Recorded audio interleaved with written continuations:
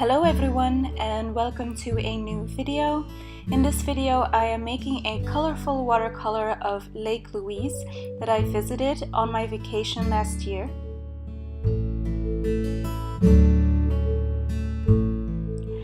This painting is part of a challenge that I created for myself to only use the colors that I selected as my favorite colors, of which I also created a mixing chart a couple of videos ago.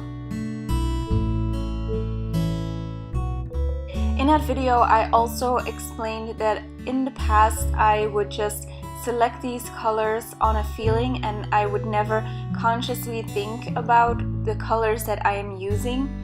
For this challenge I did, so I found that it was important to create color compositions, which is what you're seeing me do here.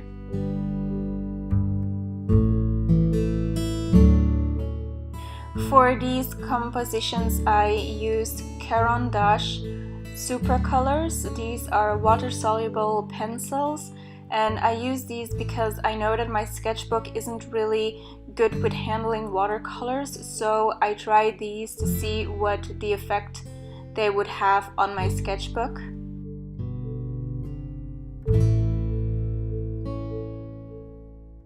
My sketchbook itself could handle it a little bit better, but I wasn't really happy with the results that I was getting color related, so I kept on sketching and I kept on trying, and then the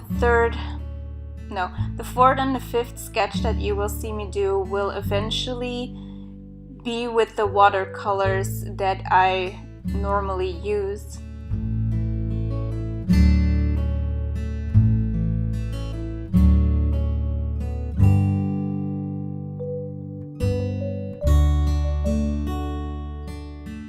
And even though the paper started warping a lot, I still felt that it was the right decision and was able to come to a conclusion of what colors I was eventually going to use and how I was going to apply it to the final painting. While making these color compositions, I also don't pay attention to detail. I want the overall feel of the painting to be good, and I want there to be a good balance between light and dark values.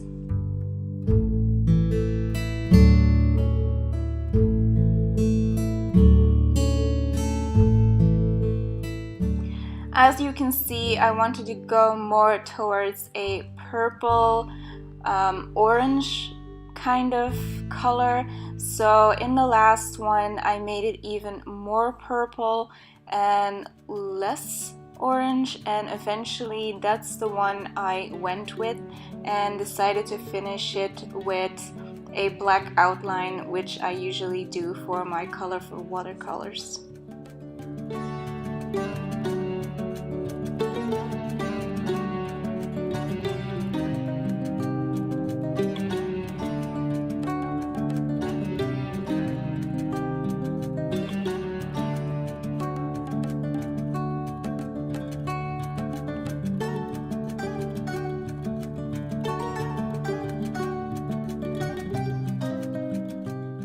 So for the final painting, I first draw an outline of the image that I want to paint, and then afterwards I make sure that I put masking fluid on the areas that I want to keep white.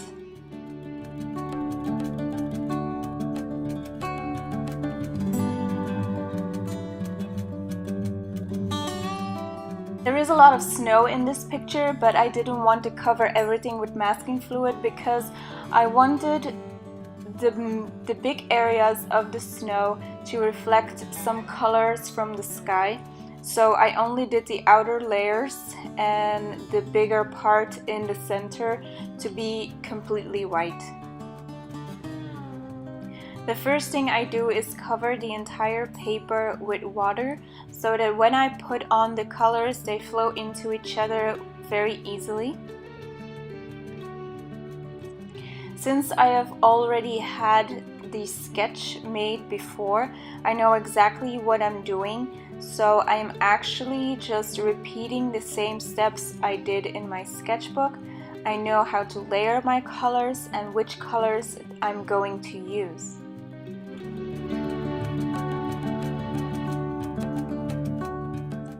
This is probably the scariest stage of all the colorful watercolors that I do. You can see all the colors running into each other, and you actually don't really have any control over what is happening. So before you start applying this technique, make sure that you know what your colors will do, how they will react with each other. It's important that you use colors that will not create brown puddles, for instance. Therefore, I recommend you make a mixing chart or a glazing chart the way I did a couple of videos ago. If you are interested in watching this video, I will link it in the description below. I know that probably not everyone likes the same colors as I do, but if, for instance, your favorite colors are green or red, or green and red, if you will mix those, then you will get a brown, and that might not be the result that you are hoping for if you are applying this technique.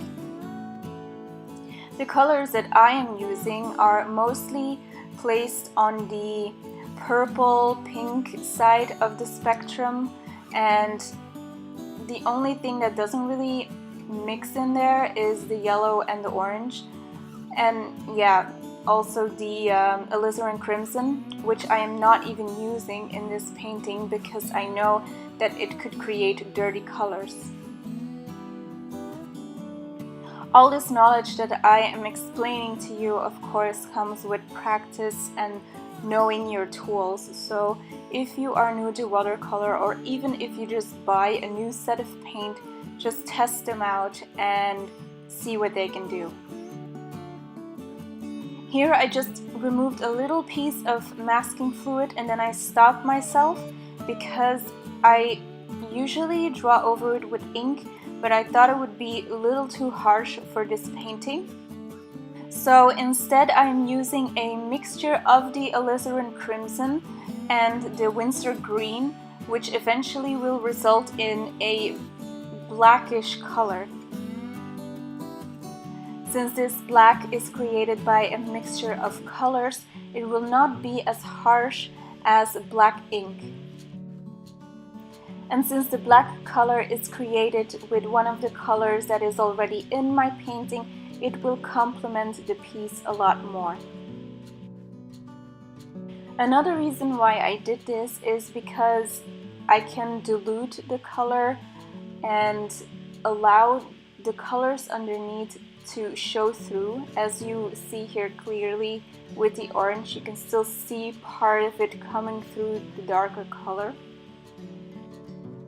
If this had been black ink, the contrast would have been a little too much.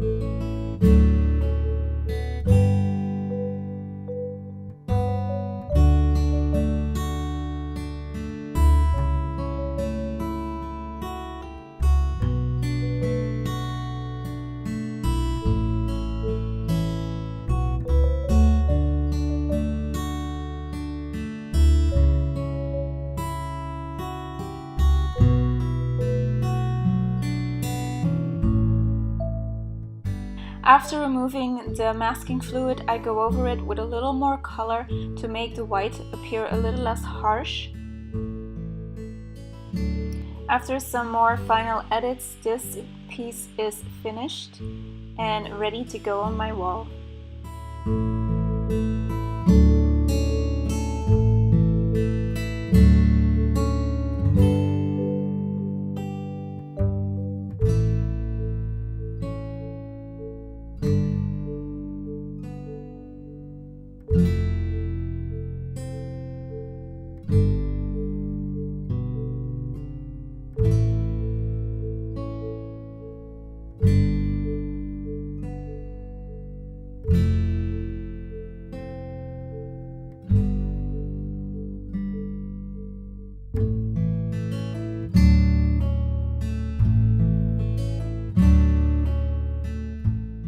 Prints of this painting are sold on my Society 6 shop.